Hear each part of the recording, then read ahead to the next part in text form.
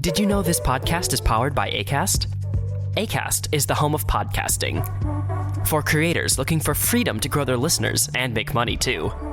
And creative brands looking for smart ways to advertise. Podcasters and advertisers in the know Acast. It's time you did too. Visit acast.com to find out more. Acast, for the stories.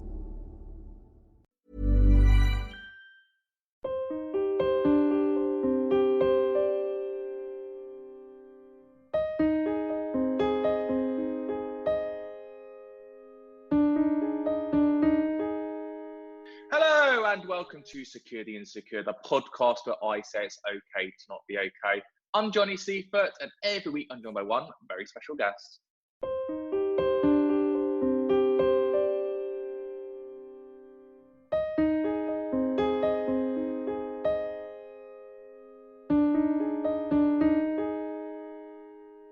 My guest this week can be described as a people person with documentaries about literally more or less anything, whether it's about body image, whether it's about parenting, whether it's about sex or money or dating or drinking or piercings, everything she has covered because she is the pioneer when it comes to being a true people person.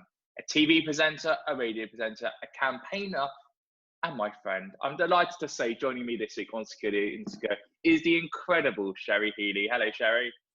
Johnny, finally, I feel like this has been in the stars for a long time. It's a joy to be hanging out with you digitally anyway. It's a shame we're not in person, but doing it through Zoom, at least we're kind of connected. And I think that's been that this year, we've used Zoom as this connectedness, and yet we still feel so distant, yet we're so close. Yet back in the day, sitting on MSN with the cameras on, it was like normal. I know, it's been a real mind bender, I think, in all ways, having to be at home with your family so much, not seeing your lovely people who I've realised seeing my friends, talking to my friends is such a massive part of my mental health. They make me laugh.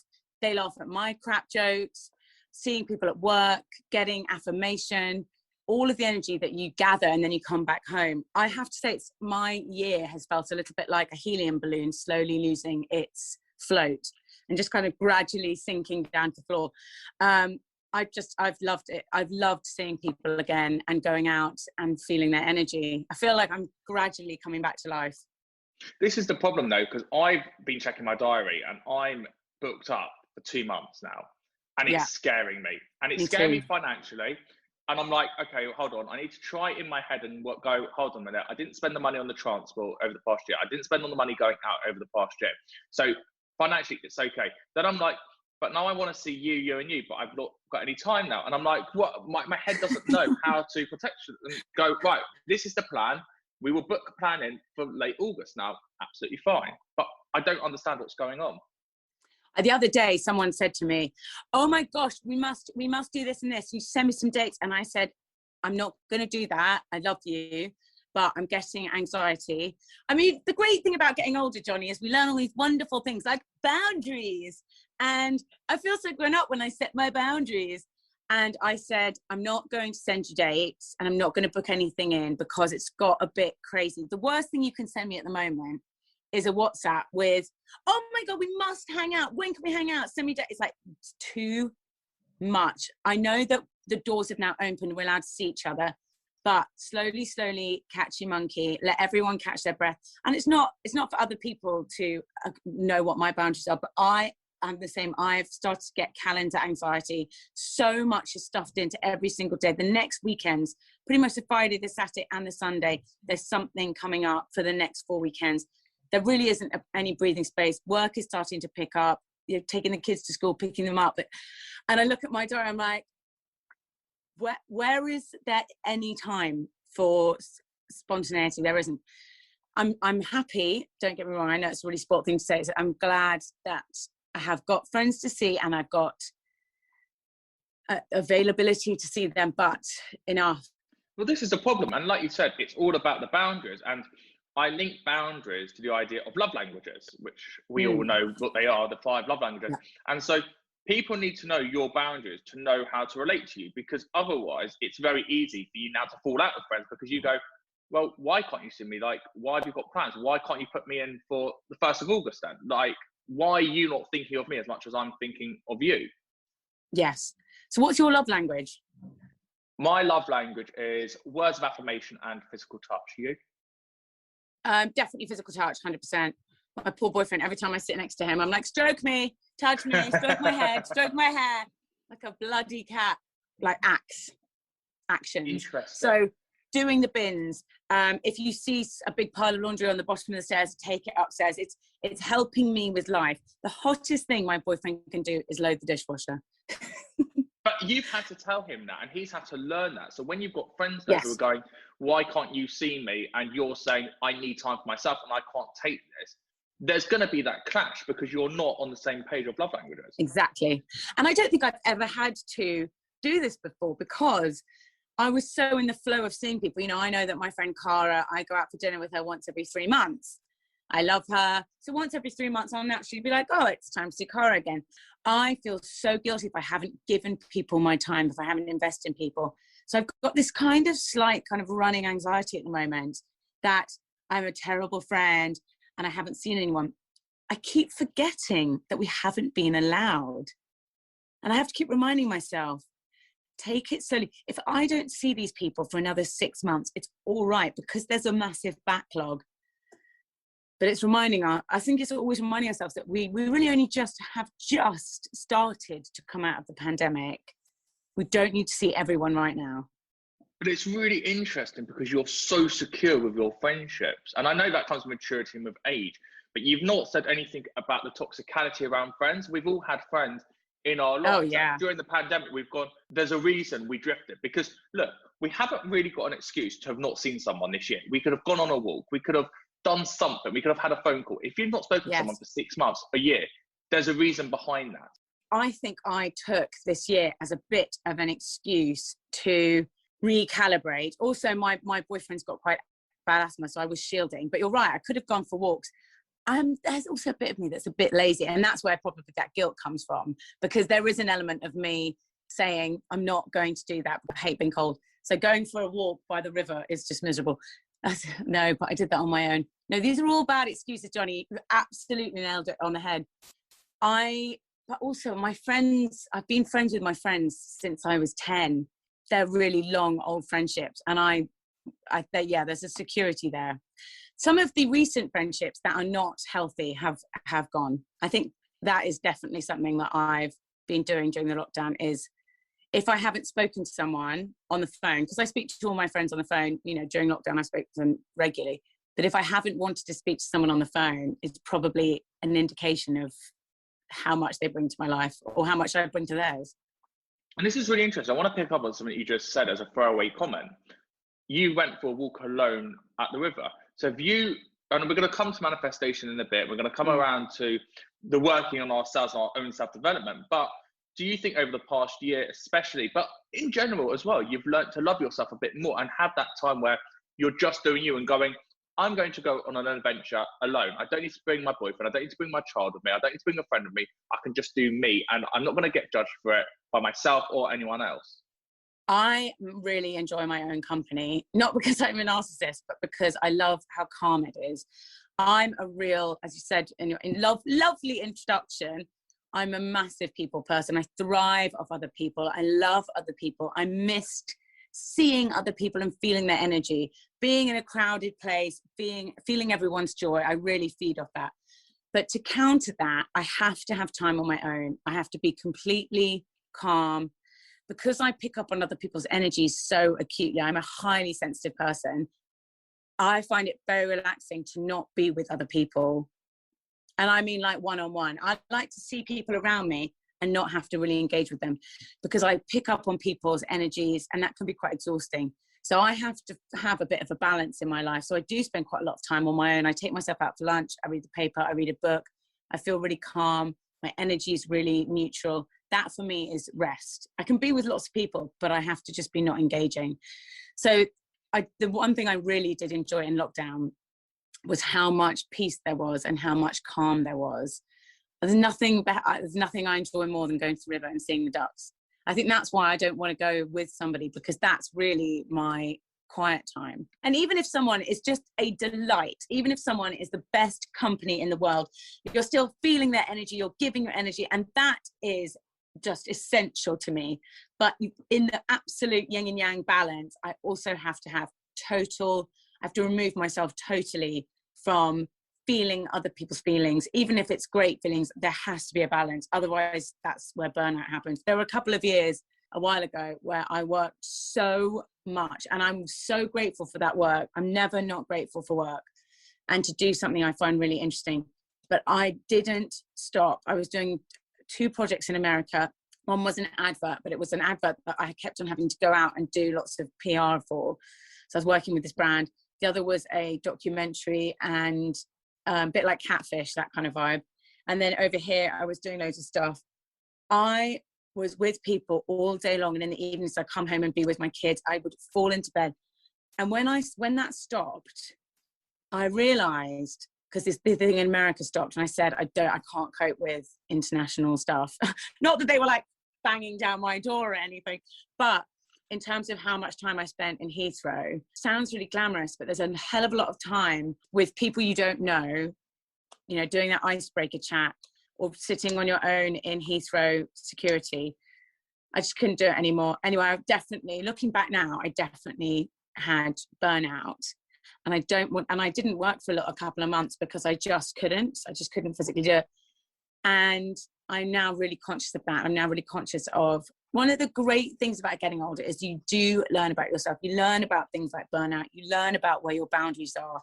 You learn how to say to people, I can't do that because I know that I'm going to need the whole weekend off. Whatever it is, it's a glorious thing. I mean, there's this idea that when you get older, especially as a woman, when you get older, you're not valued, you're not special, you're not. I turned 40 in December, and I am happier and feel better than I've ever felt, even though I'm 40. And aren't we supposed to all be shriveling into a pile of dust? This is really interesting because you were going to America, not that you were chasing fame, it's just you were so good at what you do that you had to become an international star. So how does fame play into this then? Because especially, and again, subject. Thinking about the past year, and I hate that we have to reflect on the year, but I think this year has been so groundbreaking that you kind of can't not. But your fame has kind of, not yours, but I'm talking general, fame has disappeared. We've had no red carpets this year. We've had no packed photos, no having to prove yourself. If you look at the Love Island cast from 2020, who went to South Africa, did the series, came out, then the pandemic hit, they had no chance to be this reality star that they thought they were going to be. And so we've all had to reset. What does it mean to be famous? We're not going out with 10 people. I mean, look, you've never done this where you've had 10 people around you. But a lot of people will come to my work with 10 people around them, and they need to feel needed and wanted. And they've got a makeup person, and they've got someone who's come for a jolly day out. Whereas now it's all on Zoom. You're now effectively doing work. So how have you dealt with that fame cycle pre-pandemic when you're going to America, burning out, and then now? It's such an interesting question, Johnny. I think it's such I think fame and celebrity culture is so interesting. Listen, as human beings, we've always wanted to worship. It's in our bones to worship. From the dawn of time, we found a figure, a rock, a sun god, Zeus, anything. We have it in our bodies to worship things. And we are increasingly, we're in a secular society. Lots of people don't have faith, and I'm not criticizing that because we are now free to decide for what we want. I actually do believe in God. I can't explain it. I don't know why, but I do. It's absolutely real to me. I believe in an external force. So I channel a lot of my gratefulness. And what I think about a lot is spiritual stuff and godly stuff. I don't have a religion. I'm not tied to religion. So that's where a lot of my worship muscle gets exercised. I think that we have these celebrities because we just love to praise things and we love to worship things. And so we get obsessed with these people. Whereas the reality is that they are no different to anyone. They're not special human, but they're not these extra terrestrial beings. They're just human beings. And when they do something, it gets put out on radio, gets put on television, gets put out on a movie. And we become a bit starstruck with them. And I don't want to be famous. I want the work and I want the money. Because that's freedom. Money gives you choice. It makes you independent. It means that you can help other people. It means that you can give other people jobs. But when it comes to fame, the idea of not being able to walk down the road or not being able to go to Sainsbury's without people staring and whispering and making up stories about me, nothing about that appeals to me. Nothing about it. I've been out with Greg Wallace, who I co-present with Ruth inside the factory, and he can't really go out. He's so famous that they're accused of people trying to talk to him, get his autograph, take a photo with him. People will take sneaky photos with him, of him, be whispering about him. It's really, really awful. And I think for some people, they want that and they want the attention. I don't. I would like to be successful. I'd like to do cool, interesting projects. But I don't really want people whispering about me when I go into a restaurant. I don't know if I've always felt like that. I think when I first started my job, I think the idea of fame was really exciting. The idea of being famous was really, really exciting, really seductive. And that was something I kind of wanted to do. I once got a PR person. My agent was like, oh, do you want a PR agent? And I was like, yeah, that sounds cool. They can like make me famous. And we went to this lingerie launch. And I'm standing there with this guy. He's trying to get me into all these events, and he's like, "Oh, you should go and talk to that gang. They're really famous." I was like, "Is this what it is? Is this what happens?" He's like, "Yeah." So basically, you need to make friends with famous people. You need to go to these events. You need to be seen out. You need to have your photograph taken. And I was like, "I don't think I can do this. I don't think I can do this. I don't want to do this. I don't think I can. Now, lots of people get famous other ways, but there is actually a method that you can use. I just couldn't do it. It doesn't make me a better or a worse person. I just didn't want to do it. Anyway, yes, it's a very long-winded description of saying that as I've got older, I've realized that I don't want people whispering about me, and I don't want people going through my bins. I want to do my job, but I don't want people going through my bins. I look at poor Caroline. You know, I know she had difficulties, and I know there was lots going on behind the scenes. But, you know, what happened to her? The media pushed her over the edge. She was already in a delicate state, and that was the final straw. And as a very sensitive person, I don't think it would be healthy for me. And the problem is now with these new wave of reality stars is they're pushed to get these publicists, these PRs, and there's a difference. And for those that are listening that don't know how the industry works, you have an agent and the agent will take commission off the work you do. So they'll get you the work and they will take a cut of it. Then you've got publicists and PRs, you pay for the PR. So you're paying to attend these events. You're paying for the setup pap shots. You're paying for the coverage in the newspapers. And so you're chasing that fame, and you're chasing it to that detriment that you're now just giving away your money basically for free to be able to attend an event that technically you could find out a contact online and go to for free. Yet we're so immersed into we have to be famous and we have to be seen, and why are we not getting the press coverage? And then you start saying Google alerts for yourself, and you start Googling yourself and they go, why am I in the papers? But then you Google yourself and you go, why are they talking about me? Oh my God. And the thing is, it's a double-edged sword, Johnny. You cannot have, if they lift you up and they tell, and then they make you into, look at Cheryl Cole. She was a national treasure. Divine beauty. I tell you, the higher they lift you, the further they drop you. Correct. My brother is a musician and hates doing PR. He keeps himself, he's really talented, does electronic, but he said to me, he goes, if you're cool, you can become uncool and then you're over. So he just stays making music. The people who love him, they will never stop loving him. He stays out of the press. And I so understand that. People will lift you up so high, but then they'll go into your closet and they'll find a skeleton and they will tear you down. Now, if you're someone who can cope with that, fine. But I think it's really important that people go into it with their eyes open, that they will absolutely, what goes up must come down. And there is no exception to the rule. None. I do not know a single celebrity who has not had this whirlwind of PR and their picture being taken and there's a real kind of excitement around them and they haven't eventually been torn into shreds. As a sensitive person who overthinks and who minds about things, I don't know if I could cope with that. Could you? Being torn apart in the papers. No, and this is why, although for years I wanted to be famous, I wanted to be known for my journalism, my celebrity interviews, I would never be able to deal with that, because even when I did a TV program once and I had one person troll me, that was enough to go, I'll remember that comment, and I still do. You're a people person. If it's okay to talk about Stacey Dooley as well as a people person, oh my God, that's so. I was just about to mention her, Johnny. What are you going to say? It's because we're on the same wavelength. We're on the exact same wavelength. That's amazing. I was just about to say.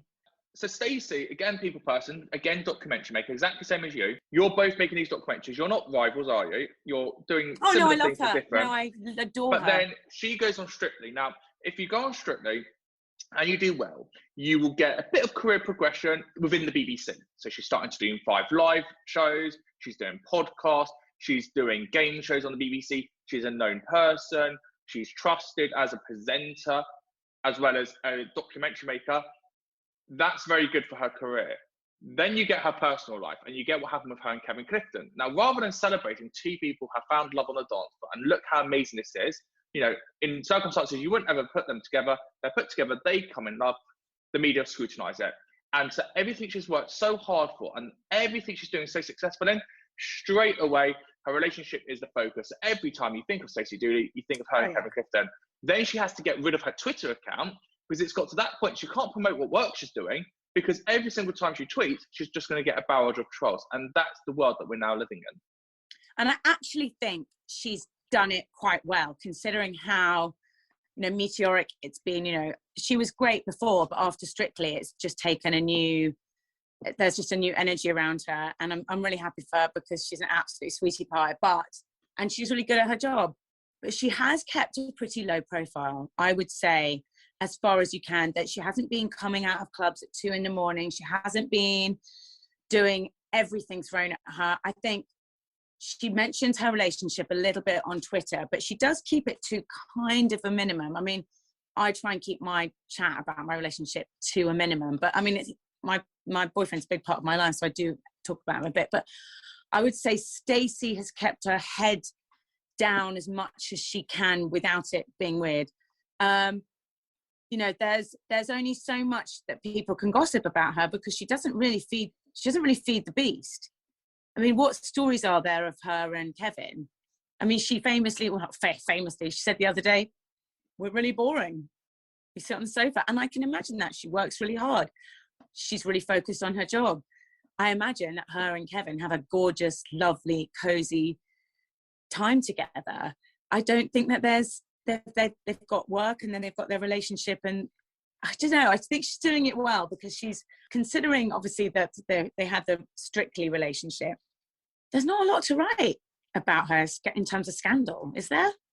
No, and I think that's the problem, is that if there's no scandal, we want a scandal, and so therefore we'll make up a scandal. And this is the problem with the British press a lot of the time, is that they're creating those news stories and fueling those insecurities and telling someone that they've said something when they haven't really done it. They've kind of been a bit misquoted, and it's been able to be turned around into a whole new article, and then that gets sensationalized again. Oh my God, well, I did an interview the other day. I'm doing this manifesting course called Manifest That Shit. And this wonderful journalist came to me and said, I really want to know about it. Can we do a really nice big article? It's like, well, that's fantastic, because we're just about to launch. It was great timing. Anyway, so we did this. I said, only if I can have a read back, because this is a really important subject to me. So she read it back to me. I absolutely loved it. The title, obviously the only thing I didn't ask was, what's the title of the piece? The title was My Perfect Life. Oh my God, that's so smug and awful. And then there's a picture of me and my boyfriend, and it said, My Perfect Partner. It sounds so smug. So even though I loved the article was really true to how I feel about it. The title of the piece made me look like such a twat. And I was like, here we go. If you dance with the media, you have to accept that. No, I wanted that article out because I wanted lots of people to sign up to the course, because I really believe that it can change people's lives. But it is quite painful to see a big article in a paper that starts with "my perfect life." Oh my God. And that's the thing. So for you, you've got that negative stigma connotation attached to the word perfect, because you're making out that you've got an inflamed ego in it. But what about the introverted side of you? Did you go, hold on a minute, but I'm not perfect, and start getting insecurities in your head of why am I not perfect now? Because what is perfection? And if I've reached that and I don't feel it, am I not growing any more than I should be growing? So it's an easy word to throw away. What do you think about the word perfect? Is that what happens with you? Do you find that you then go down, you go, well, why am I not perfect? And I'm 40, and like, how old are you, Johnny? You're not 40, you're much younger than me. 28. Yeah, exactly. So you're not in the area yet of where you're, because I tell you, when someone told me this, and that's really true, they were like, when you turn 40, something happens to you, and there's a real moment of reflection. And I do think it's not because we're halfway through life, but we're not that far. I mean, I hope to live to 150, so I'm way off it. But you really reflect on what you've done, the actions, your consequences. Am I where I need to be? You know, have I hit some goals? Am I turning into the woman I want to be? Have I acquired some wisdom? Have I acquired balance? Have I got strong friendships? When I turned 40, something I reflected very intensely, and I realized, and I think we all know this, there is no such thing as perfect, but at the same time, I do know the state of mind that I feel the happiest in. So my goal now is to maintain a good state of mind for as long as possible, for as many days as possible. And when I get thrown off balance, someone says something that upsets me, how do I get back to that peaceful, happy frame of mind the quickest, so that I can be as happy? Now, it doesn't mean diamond rings and Lamborghinis, although look at people can't see this, but I'll show it to you on Zoom. This is the car that I really would like, so I have it. Someone actually gave this to me, and I have it, and I look at it. So that's manifesting in action. So there are still things I want. There are still things I want to achieve. But really, for me, perfection is feeling grateful for everything that you currently have, feeling peaceful in yourself, but still having excitement and goals for the future. If I can do that, that's pretty bloody perfect. That's perfect for me. This is the problem, though, and you know, it's great that you've got that, and it's great you've got something to work towards. But I think we're so built in now, and again, I blame the past decade on social media with the fact that we've chased these compliments, and we've always grown up with compliments. Now we're chasing the likes, and now we're doing everything in our power to be perfect role models for Instagram, for Twitter, for Facebook, that we don't know what perfection is, and so we're always working towards something to be the best version of ourselves. But the best version of ourselves for everyone else rather than us. And my dad, every time I speak to him, will go, best son, best son, best son. I'm like, hold on a minute. It's now got to that point. I'm like, but I'm not the best son. I'm your only son. It doesn't mean I'm the best son, because you've basically told me I can't do anything more for you. You've set that bar, and I've now hit that bar, and that's it. Finite. And it's taken me a while to learn that I'm not perfect. And as much I try and overcompensate, and as much I try and be the best version of myself and be a giver and give everyone what they need at the detriment of me. If you upset me, it's fine. I'm over it. Come and hurt me more. Come. Yes. I'll let you. Yes. Because I'm trying to be this ideal of perfect. And I think the word perfection is a negative word. And I think we're not there yet. We're not seeing it as a negative word. Anxiety at the moment is seen as one of the best words to use. Oh yes, I've got anxiety. Go me.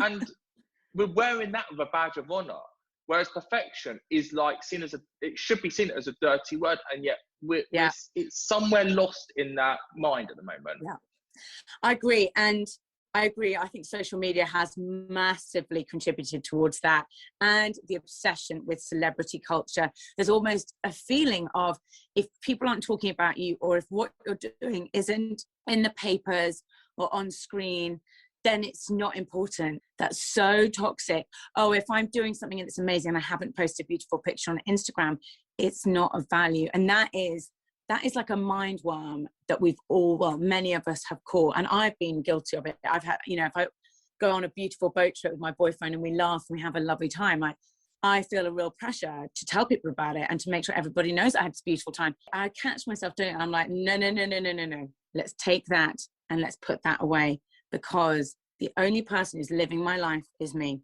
I do not owe other people my life. I do not owe other people, and other people knowing that I've had a beautiful day in no way changes my life. So put that away, because it can be really destructive. Our lives are short and beautiful. The only thing that's really important is that we are asking ourselves on a daily basis, am I all right? How are the people around me? Without putting pressure on ourselves to be this perfect person, but just, do I feel peaceful? Am I going in the right direction for me? That's it. But it's coming back to yourself every time, not being selfish. Obviously, looking after people and thinking about other people is really important, but it doesn't matter what other people think. That's one of the reasons I think everyone loves Catherine Ryan so much, because she's one of the few voices at the moment who's just very unapologetic. And I can't imagine, I'm such an apologetic person. I just, I mind too much about upsetting people, that I find her really intriguing, because she says things and she knows that some people are going to take offense.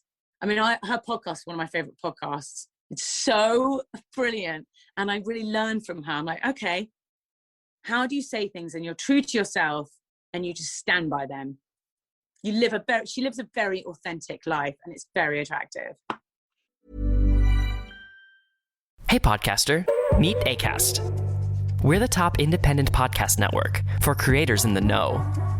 We empower you to develop your podcast idea, find your audience, and grow listener relationships wherever those listeners are.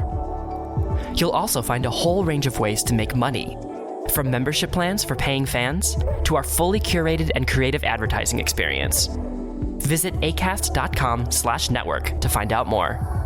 Acast, for the stories. And this is the interesting thing, because what happens if there was no such thing as a photograph?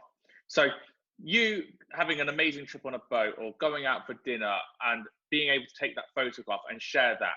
What if photos didn't exist and it was all about words? Because we'll come to this again in a sec, but manifesting and gratitude and writing down for you the 5 things you're grateful for today, that's a relationship between you and the piece of paper with the words written down on it. If you'd had that amazing conversation and you're on that boat, let's use that example. You're on the boat, had the most amazing time. You can't put a photo to it, so it's through words. And only you and your boyfriend can share that experience and talk about it. No one's going to like a big essay that you've written about it. So suddenly you've gone, I don't need to put this out on social media, because that communication is amazing. And it's the same reason why we've always had over the years, don't go, and this is what I love. If I go to the O2 Arena for a concert and I've seen Westlife there, I'll take that, I will video. In the Royal Albert Hall, you're not allowed to take a video. Are you not? No, they will ban you, and they will keep telling you to take it out. I've been to the Royal Albert Hall to 3 different performances, and every single time I've not allowed our phones, and I've enjoyed the experience a million times better. Wow. A million times. Because the person I've gone with, we've been able to talk about it. The people around us, we can talk about it, but no one else is going to know about it. Take one photo at the end, sneakily, to showcase it and do a big post about it. But in that moment is now something that we've got together. It's a connection that only we're going to understand. And that comes back to love language. It comes back to words of affirmation versus acts of service. The acts of service that, oh, I'm filming this concert because I want you to feel like you're part of it. No, this is about me and you now. Yes, that's really interesting. You mentioned service. So I think I've realized that I function in a way in 2 different energies. So I come from ego, or I come from acts of service. And I think ego is fine sometimes. I'm not saying you should be totally without ego, although I know that some people, like Eckhart Tolle's like, get rid of it completely. But I think we're not like, let's just be human beings, okay? Sometimes I post things and I just know that I look great. And I know that the outfit's great. And I just post it because I want people to think that I'm great, because my ego needs stroking. And okay, when I'm doing it, I'm like, okay, so that's just an ego boost. And also people love clothes and fashion. It's really fun. There's also things that I do that are acts of service. And that comes from a desire to want my life to have meaning, to help other people, to fulfill my purpose. So those are the two different energies that I think most of us run on, the ego and then a service, a heart for service. And I think when you're posting, it's trying to find the balance. And only you know, when you're putting yourself out into the world, it's only you know what energy you're coming from, whether you're just want everyone to think I'm great. And I think sometimes the hunger for fame, well, the hunger for fame comes through ego. It's wanting your life, wanting everyone to know you and think you're amazing. And that can be quite frantic, and it can be very stressful, and it can be very addictive and very seductive. But then there's also, your life can have purpose, meaning, and fulfillment from being a servant, from doing things out of wanting to be of service to others. And the more I shift into that energy, the more I think, how can I be useful to others? What do I know that I can pass on to others? How can I help other people? The happier I am, the more at peace I am, the more I look forward to waking up every day. So yeah, I think that when I'm out and about on the boat with my boyfriend and I just want to post, am I posting because I want everyone to know where to go for the boat trip, or am I wanting everyone to see my lovely life for one day and then I go home and the cat's done a dump on the floor? Like, I don't post that, do I? Celebrity world. I want to talk about your projects in a sec, but I promise you we will talk about your projects. I just want to go back to your ego for a second. I want to feed. No, I'm not going to feed your ego. I want you Please to do. This is feeding my ego. You know you're amazing. I've told you this for years and years and years. But with your ego comes strengths and comes weaknesses. And so you've done so much self-development in the past 15 years about yourself. What have you learned about yourself? And can you now categorize what your strengths and what your weaknesses are as a person? Because I think it's really hard to come up with your strengths, but I also think it's really hard to come up with your weaknesses. Yeah. I used to think my weakness was being oversensitive. So I used to say that I was oversensitive, and I now don't use that phrase anymore. I've realized I had therapy. I mean, I stopped it about a year ago, but I had like a good solid 6 years of therapy. I went in for one thing and I actually ended up by talking about something completely different. It was really eye-opening. So I used to say I'm oversensitive. I now call myself a highly sensitive person, and I now realize that that's a super empath. I remember saying to my therapist once, I just wish I could turn myself down. I wish I could turn myself off. I wish I didn't feel other people's energies. I wish I didn't feel so much. And she said, well, that's never going to happen. So you now need to appreciate your powers, your strengths, and you need to learn how to manage them. So the work that I've done mostly over the last 10 years, what I've learned recently is how to protect myself from feeling absolutely destroyed by something that really I shouldn't be, or when I go into an atmosphere that's very toxic and very unhappy, it's how to protect myself from that, how not to absorb that energy. Because, it can be such a joy. Like, I can really feel somebody's pain. I can really feel somebody's joy. And that's a beautiful thing. And I suppose the joy of the last 10 years has been enjoying the fun bit and controlling the bad bit. So those are my superpowers, I think. I think therapy is an amazing thing to be able to do. God, it's amazing. Ugh. But there's a hurdle. Your first hurdle is admitting you need help. The second hurdle is actually getting the help. The third hurdle is actually attending that session. And then you can speak, and that's fine. And you've literally got verbal diarrhea, and you're like, oh my God. The hardest thing is stop talking. I know. Do you know what? You've absolutely hit the nail on the head. Sometimes the hardest thing is going there. Because also sometimes I remember with some of the sessions, I was like, I feel fine. I feel great. Like, I really can't be bothered with this today. I just want to get on with my day. I want to go to the gym. I want to see my friends. I want to get on with my work. But no matter what, every single time, I think that was when I had the best sessions, because I didn't go there with a specific agenda. Because if I went there and said, right, I saw a member of my family this weekend and it really, really upset me, and then we would talk about that. Whereas when I would sit down, I'd say to her, I feel fine. I don't really have, well, because I had no set agenda, we went so deep. We went so balls deep. because I would discover something that I hadn't been planning on talking about. And that's when I had some of my most revelatory sessions. It really changed my life, therapy. I mean, my therapy bill was over £300 a month, and that is rent for some people. I mean, I don't think it's expensive. Expensive isn't the word I would use, because it's value for money. So she was the right price for her service. She was amazing. First therapist I went to was fucking awful. And I cried every time I left there. Whereas my therapist now, she's brilliant, because you're supposed to bring someone into land at the end of the session. You shouldn't be letting someone out into the wild mid-trauma memory. But I mean, with my first therapist, I'd sit in my car and bawl my eyes out. Whereas with my current therapist, there's such resolution at the end of there's resolution and calm and learning. And I always leave there writing notes furiously, which is kind of what you should do. It should be revelatory, not traumatic. But that's a huge cost for most people. And I was lucky at the time I was working enough that I could cover it. And I really needed it. Like, my father was extremely unwell, and I got a divorce at the same time. And I just found it was extremely distressing. So I needed it. But I mean, one of the reasons I stopped was because I was buying a house. So I was like, kind of need furniture. Right, so then what happens? Do you feel like you've gone out in the wild then, that you've stopped this therapy? Because again, and I know you're not saying it's expensive, but it's still a financial cost. So was it that the value of therapy outweighed the cost?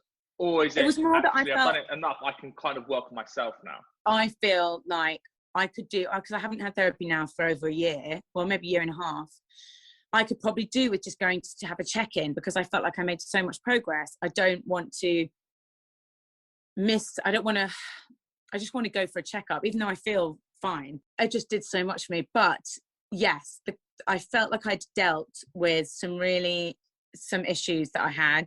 I was starting to feel really good about them. I was starting to be able to talk about them really openly. I had new language for them. Language is a huge thing. That's one of the things that therapy gives you. It gives you new language to talk about how you feel.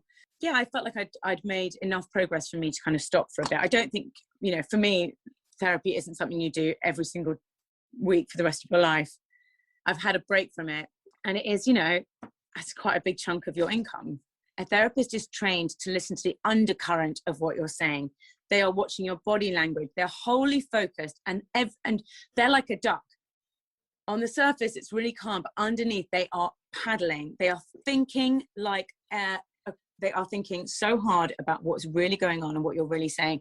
I mean, she would nail me to the wall when I was talking shit, but not in a mean way, but she would be like, just going to ask you to think about your phrasing there. And I would think about it.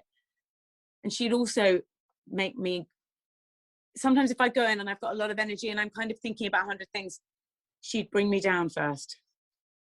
She'd bring me back into the room. She would help me to connect with myself so that I wasn't talking shit. And that is a thing that you cannot expect of your friends. That's too much to expect of your friends, to give you that much focus and work. That is why therapy is like gold dust. I wish there was more available on the NHS. We live in an amazing country where we have access to the NHS. It's luxury in comparison to how most people experience life. We have luxury with the NHS. I mean, in a perfect world where there was enough money and resources, I would say that every person should be offered a therapy session once a month. I wonder how many operations or I wonder how that would affect people's general life. I think it would be pretty amazing, because it's just changed my life. I didn't realize how much I suffered. I know anxiety is used a lot, so I don't want to use it, because I don't have anxiety. I'm a highly sensitive person and I feel things very intensely. It's completely changed my life, really. I sleep better, which means I get ill less. I drink less. I think I was self-medicating with alcohol. I think I was trying not to feel feelings because I just couldn't cope with how acute they were. My boyfriend is not a highly sensitive person. He's neutral and a lovely person and a gorgeous person, but he doesn't seem to me to be affected by things in the same way. And so it's been interesting living with him. And I don't know, it's really changed my life. It's just made me calmer, happier in so many ways. I wonder how, if I hadn't had therapy, I kind of wonder who I'd be right now. I don't really know. I think I'd be drinking a lot more. I think I'd be probably quite unwell. So it's a shame it's such a luxury, because for me it was really life-changing. Well, if you think about it, your body, okay, so after your head, you've got your chest, and you'll go to the gym for that, and your workout, even if it's going on a run or even going on a walk, you've done that. Lower down your body, you'll take a smear test each year, and we'll give a promotion to the Eva pill, which you're an ambassador for. And thank you for the shout out. Well, there you go. There's your credit for the month. But then you've got your head, and so you've worked on all your body, but not your head. It doesn't make sense, does it? That you've done all this work, you've gone to these levels, but then you've not done that work for yourself. And I completely agree with you. Having one mental health check in a year with someone who doesn't know you, for you to just say how your year has gone for a reflection. I write a letter to myself every New Year's Eve. Do you? I do two things. I write a letter to myself, and this is a really interesting conversation. I write a letter to myself about how my year's gone, what I want to achieve, what I have achieved. What I then do is I voice note all my friends, every single friend. I've got a list of friends, okay? I know this is really sad, but I have lists. I love this. I've got a list of who my actual friends are, my real friends, the ones I tell them everything. Foundation. So those 20 foundation friends, I voice note each one of them, and I tell them what they've meant to me this year and how proud I am of them. Aww. Some of them will be like, this is so kind, this is amazing, thank you to you for doing this. And again, coming back to love languages, because everything does go back to love languages, people don't understand how to relate to that. And so when you've set that boundary and you've gone, this is our friendship, they don't know how to deal with that. And like you said, with your boundary of your boyfriend, and that you're really highly sensitive, it's very easy to be ticked off and get in that toxic friendship, because they are not compatible with that love language of words of affirmation that you are. And going all the way back to the beginning of the conversation, when you said you've got all these friends and they all want you, but you don't really want them because you're in that relaxing state of mind. How have you managed to not get in that toxic friendship by resetting the boundaries where they're not knowing where you are mentally?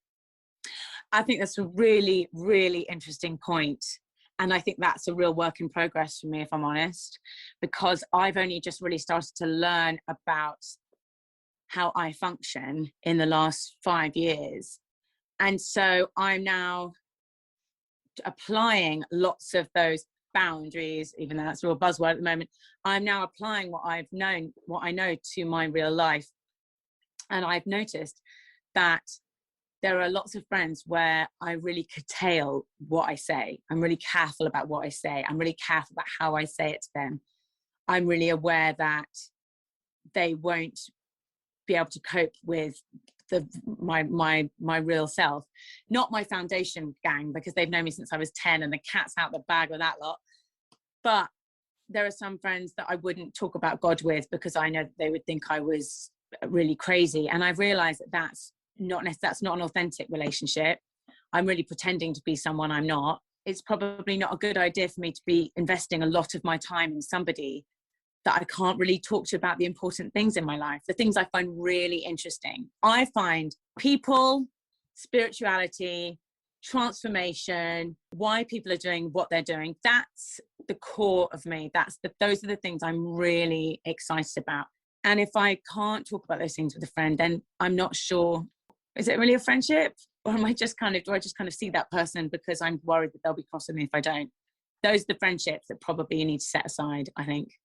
And it's a legacy of having that friendship, that why would you diminish it now if you've been friends for so long, yet they're not bringing to you what you actually need from them. And I'm not giving them authenticity. I do have some friends that I used to have an absolute bloody laugh with, and I don't need to sit down and have a philosophical chat. And those are beautiful, valuable, wonderful friendships. But there are others where I do look at, I mean, not that many to be honest with you, but there's some where I think, what are we doing? This is such a waste of time. And I think, it's a two-way street. I often think if you're thinking that, they're thinking that as well. And that's why it's better to go for dinner with a book over a friend, because actually you have a better experience. Yeah. So let's talk about the legacy. You've started this new legacy by starting a new manifesting course. Again, which is really interesting with me, is the fact that you believe in a God and you believe in that law of attraction, because I do as well. I believe in a Jewish God, Hashem, and like you said, you can't explain it because I don't know if I'd want to talk negative about it because I'd be scared what happens. If I said there was no God, I'd be like, well, hold on. So I'm praying two things. I'm praying to the law of attraction and I'm praying to the Jewish religion. Now let's talk about the law of attraction and manifesting those ideas. And if you've read Rhonda Byrne's The Secret, you'll have an inkling about that. If you've read Jay Shetty's Think Like a Monk, you'll have an inkling about that. How do you manifest? What's your way of doing it? So this is what we talk about in the course. And there's lots of things that can really obstruct how you attract. So we talk in the course, we talk about the self-limiting beliefs. So how you obstruct yourself from thinking about and then attracting what you really want. So everything has a three-part, everything in our life is a three-part process. Everything. We think it, we say it, we do it. Sometimes we don't say it, sometimes we just think it and do it, but you think it first. I want a coffee. I'll go get a coffee. From who is around you, your friends, your job, you thought it and you did it. So a lot of people live by just doing things because we're told, our society is told that we're an action. You need to take action. Just do it. Nike, just do it. Just do it. For me, manifesting is saying stop. Take some time to work out what you're thinking.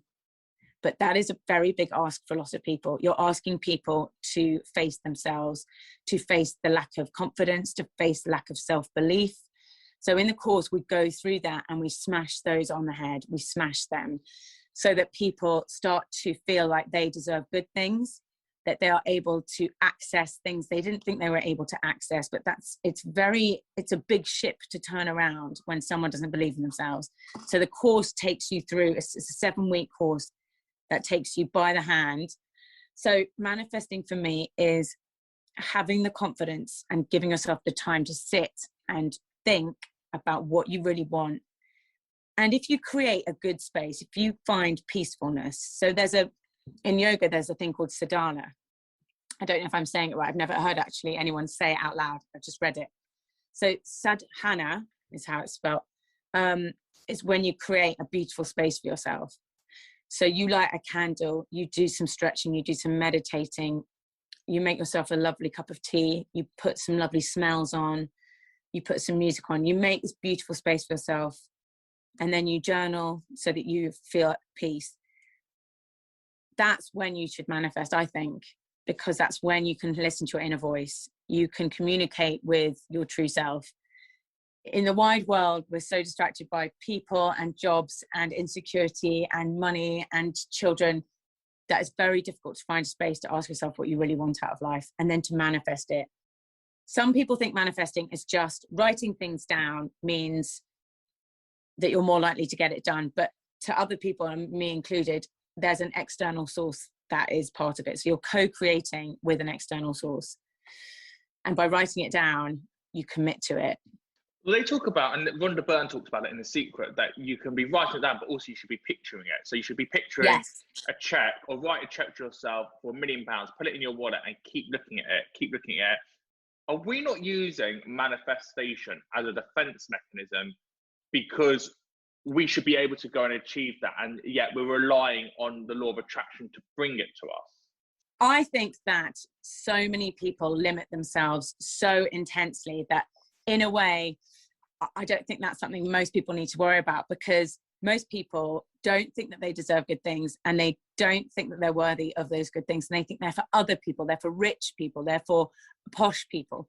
And that's not always true. Obviously, I can't say something like, I want £1 million tomorrow. These things take time and there's a process.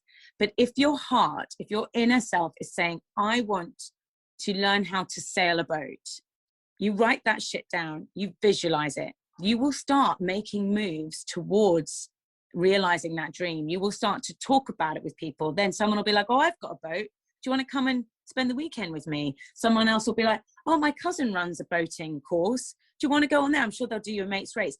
By starting off by writing it down and visualizing it, you make shit happen. And sometimes, you know, people think, oh, that's just coincidence. And I believe that there's something else that happens in that process. But it's really just starting it.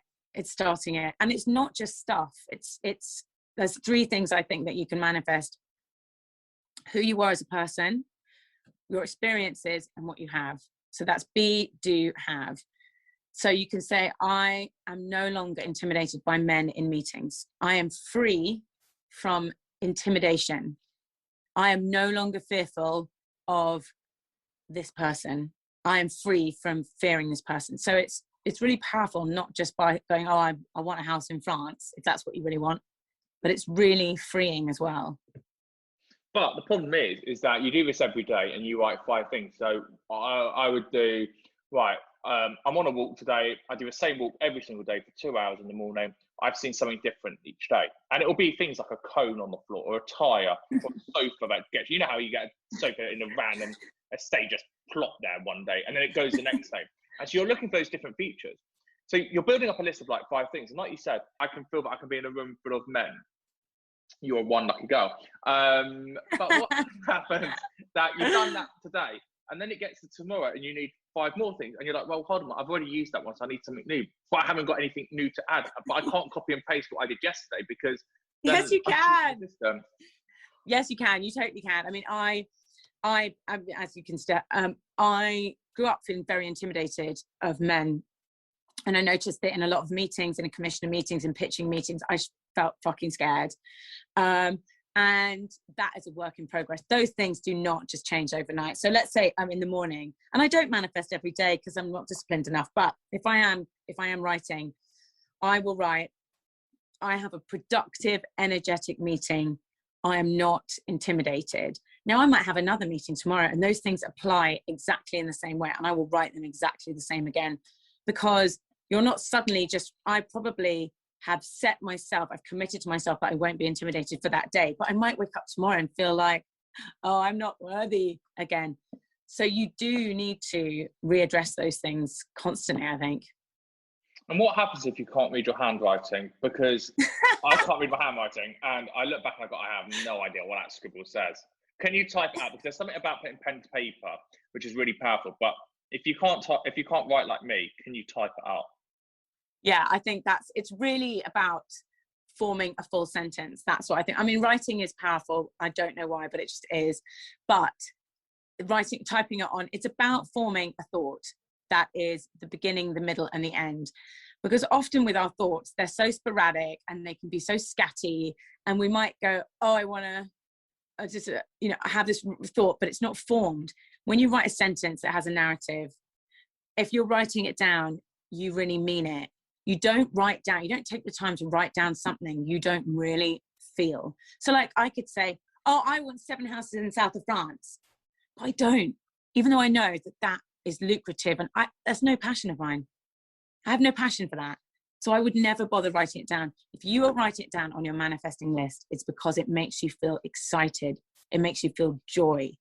That's why writing down is important.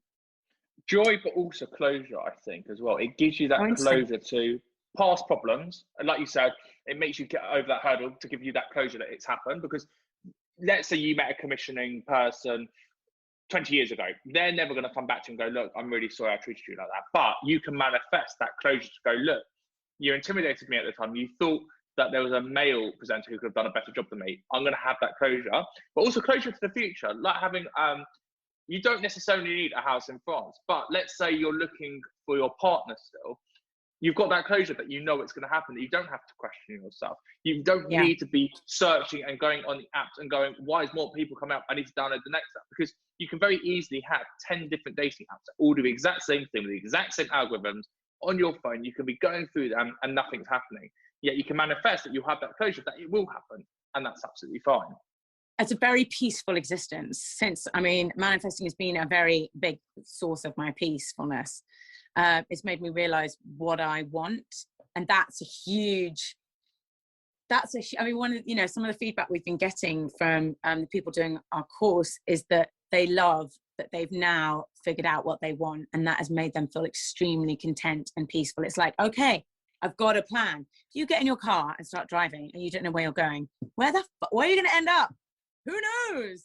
And that's how most people live their life. If you have taken the time to think, what do I want to do today? Where do I want to go? There is a bit of an end. You need to spend a bit. That's it can be quite tiring to make a plan, to make a roadmap of your life. But my God, do things start to happen when you do. 100%. And so talking of roadmaps, I'm going to roadmap from manifesting into the TV world and come full circle because you are on TV on Channel 5 with 10 Years Younger in 10 days. So can we plug the show, please? And then I want to dissect that really quickly as well. I love the show so much. The show is about giving people their pride back. It's about reminding people who they are. It's not about changing people. It's not about giving people gigantic, ridiculous lips and huge boobs and turning them into someone they're not. It's about people who used to have a lust for life and they used to go out and have lots of fun. But over the years, they've poured so much of themselves into other people. We get a lot of carers. We get a lot of nurses, single mums, single dads, people who have had no time for themselves because they've been looking after other people. And then they've hit about 50, 60, and they've realized that their kids have grown up or they're sick and tired of not living a vibrant life. And that's when they come to us and they say, please help me. And we just inject them with confidence and we just remind them how to look after themselves. And we just watch them fly, and it's wicked.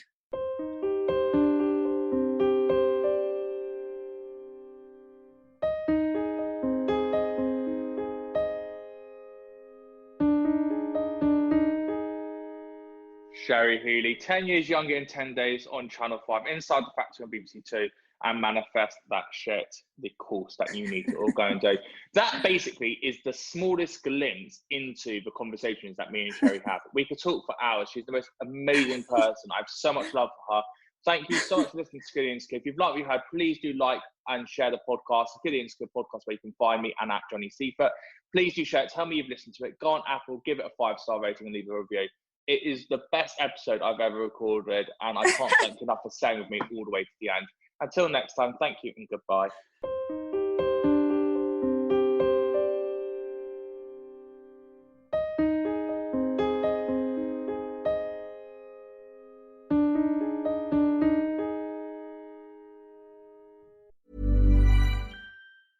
Hey podcaster, meet Acast. We're the top independent podcast network for creators in the know. We empower you to develop your podcast idea, find your audience, and grow listener relationships wherever those listeners are.